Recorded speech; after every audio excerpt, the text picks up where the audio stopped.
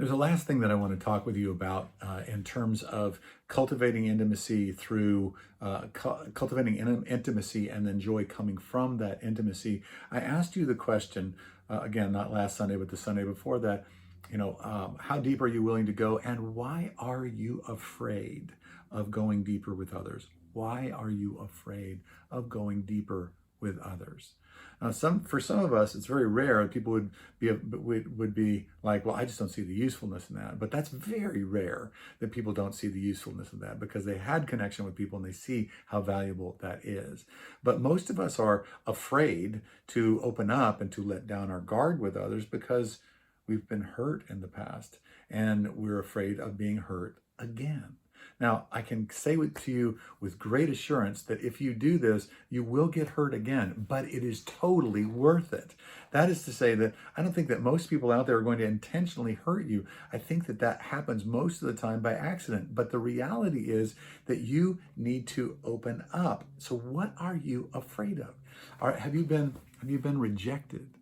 Have you been rejected in a way that has just so wounded you that you're all walled up? You're just walls everywhere. Have you been abandoned?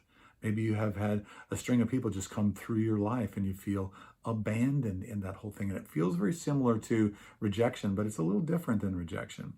Maybe you've had people that have just judged you and they have said things that are hurtful to you. And in those things, I want to encourage you to forgive all of these people, to forgive, but to say that still these things are not worthy of keeping you from the thing that's going to make you rich, that's going to make your life rich.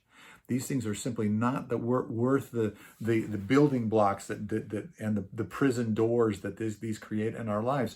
And so I want to ask you, what is holding you back? What are you afraid of? And I want to ask you to bring that to the Lord and say, Lord, I'm terrified to do this, but I'm going to do it because I believe that this is the pathway to joy. It's the pathway to fullness. It's the pathway to what you have for me. And so I'm going to do this.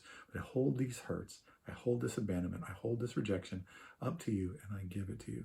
And then I do it again and again and then again and again. And you just don't stop until it's firmly in the Lord's hands, but you continue to do that.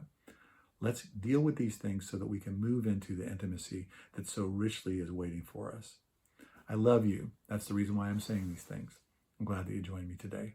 God bless you.